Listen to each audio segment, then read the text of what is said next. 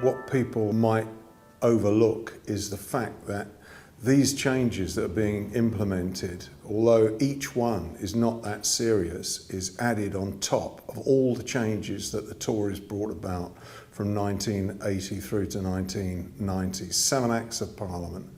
And now trade union freedom is really heavily restricted, particularly in relation to the right to strike.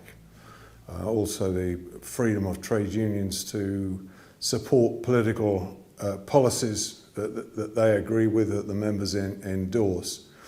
And there's a particular attack on the public sector trade unionism as well. My view is the same as that of most other commentators, that this attack in the trade union bill is the biggest, most serious attack on trade union freedom for at least a generation. This takes us back to the dark days of the Thatcher era and even beyond that. So we have really seen nothing like this for a long, long time. And for many young people, I mean, this is a kind of a wake-up call to what life was like under the Thatcher regimes.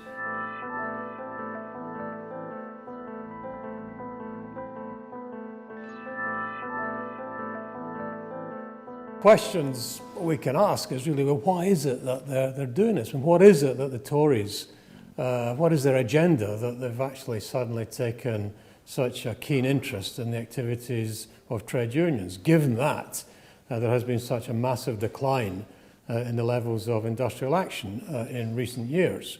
And my view, I guess, is that there are three forces at work here. And the first of these is that the agenda is to liquidate the power of public sector trade unionism. And you ask yourself the question, well, why do they want to do that?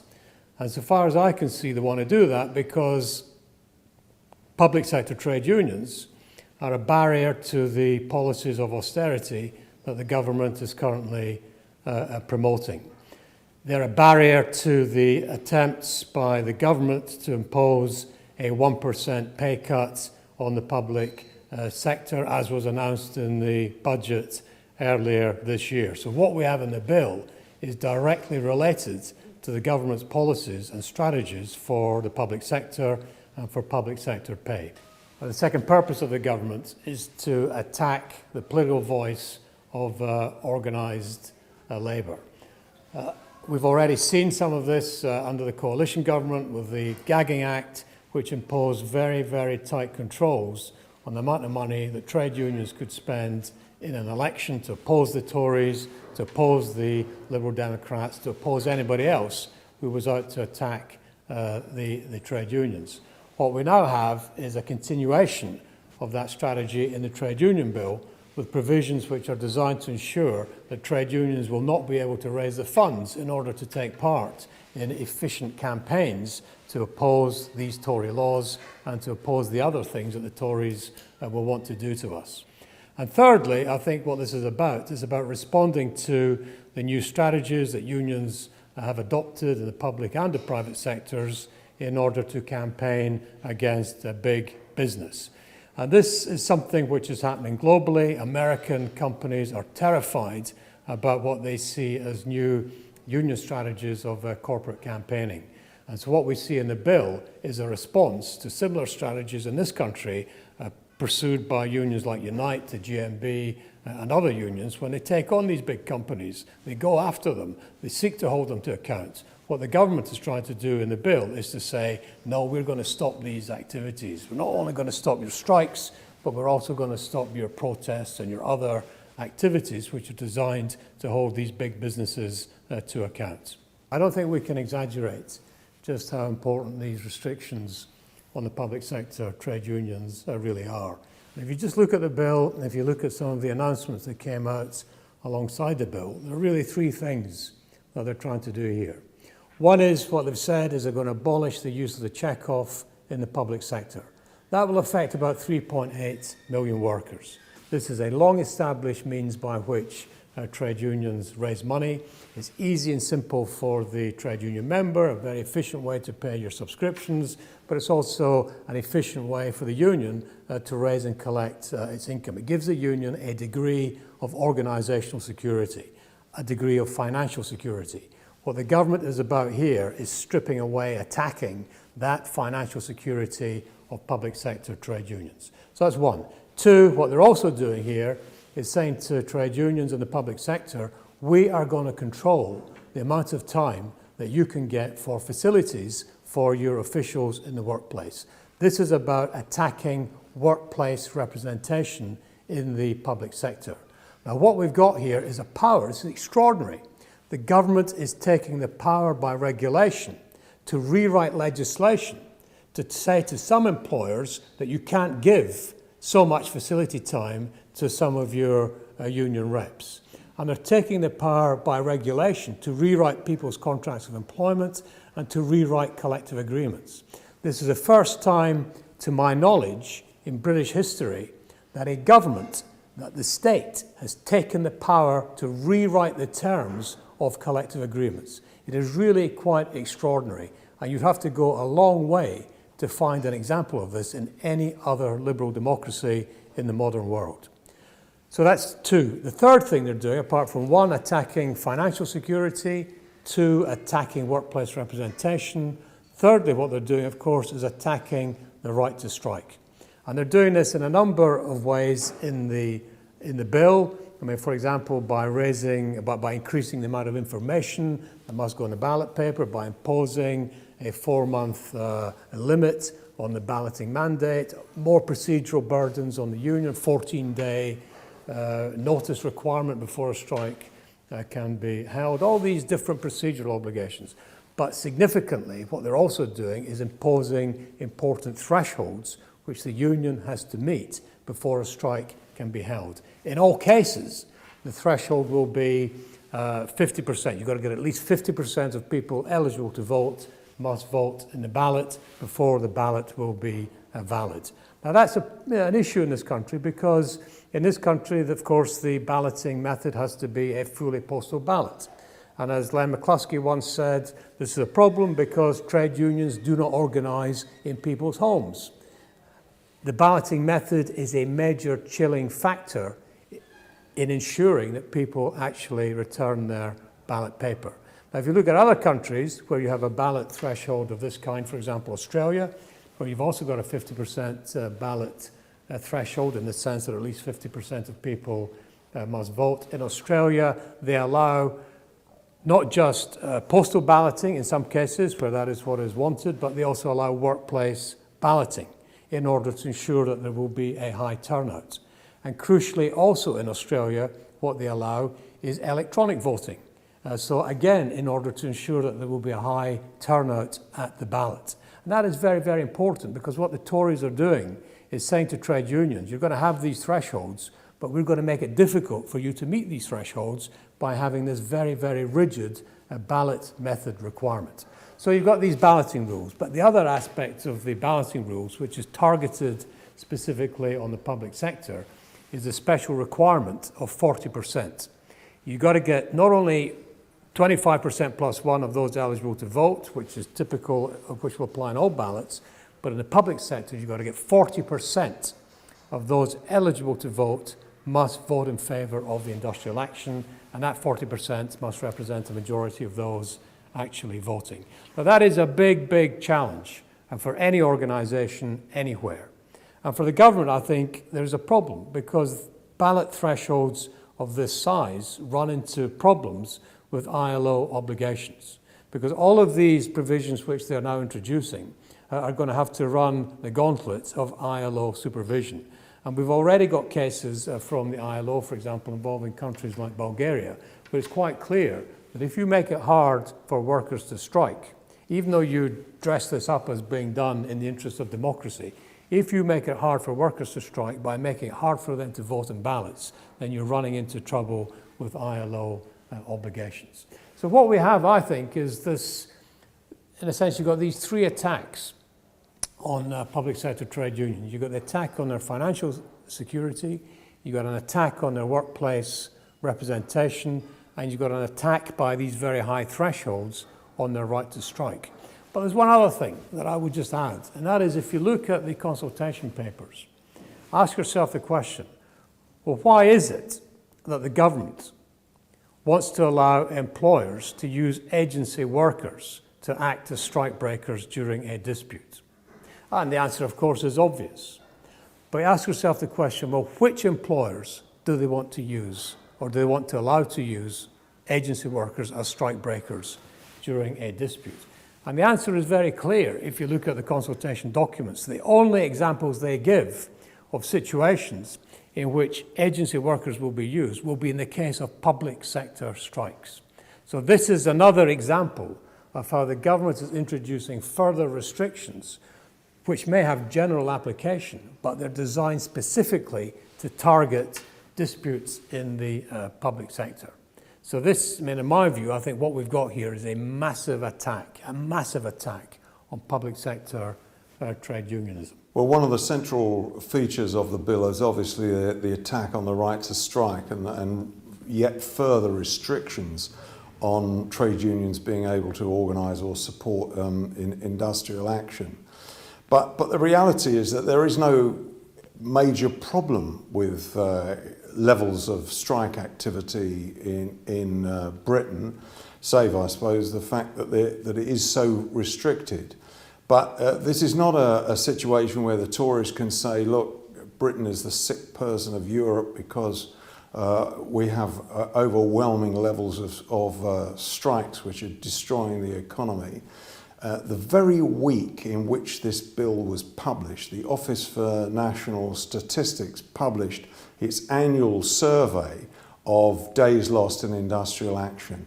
And that shows that, in fact, the level of industrial or days lost due to industrial action is at the median point of the EU and OECD countries. It's simply in the middle. And what's dramatic is the fall in the number of days lost due to industrial action. From the 1970s, when you were measuring in 7 million days a year, to the 1980s, the 1990s, and down to the last 20 years or so, when the average is about 700,000 days lost per year. It's simply not a major problem. One thing I think we have to remember about this trade union bill is that although many of the provisions are about industrial action and picketing and things like that are an attack on the right to strike, the right to strike is being attacked for a particular reason, and that is to undermine collective bargaining. That is really the objection to trade unionism that the neoliberals and the Tories have. They don't like the idea that there are organisations which stand up for working people and negotiate on their behalf terms and conditions and pay. And the effect of the changes that were brought about from 1980 was that the level of collective bargaining coverage, that's the number of the number of workers whose terms and conditions were regulated to some extent by collective bargaining. Collective bargaining coverage in 1979 was about 82%, which was then a little bit above the European average. Today, it's just a bit above 20%. Now that is a fantastic decline. It means from 8 out of every 10 workers protected by a trade union, now down to 2%. Two workers out of every 10 protected by a trade union. And one has to remember that the other 8 workers have nobody to stand up for them. It's simply a matter of managerial prerogative, the employer's complete freedom to dictate what the terms and conditions and wages are. And that's why we've got such massive insecurity of employment. That's why we've got a problem which even the Tories have recognised, that Britain needs a pay rise. So what we need is the restoration of collective bargaining, and what this bill is about is destroying collective bargaining. They want to reduce that 20% coverage down to something like insignificant.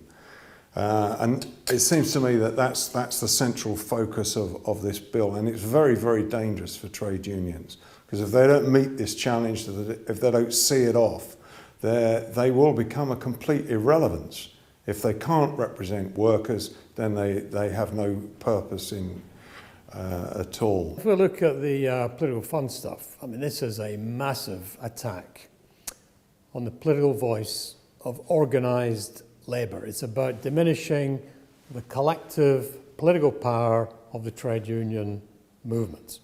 Now, what is being proposed here is that we return to the situation that was introduced after the general strike in 1926. After the general strike, the Tories really went for the trade union movement, just as they're going for the trade union movement today. What is being proposed is even to go further. Not only to go further than Thatcher, but to go further than Stanley Baldwin in 1927. What they're saying is that we're going to have moved to an opting-in system. So members will opt in to pay the political levy. This will apply to existing members as it does to new members. The unions will have 3 months from the date of the implementation of the Act to bring people into the political fund, to sign people up. Only 3 months to sign people into the political fund.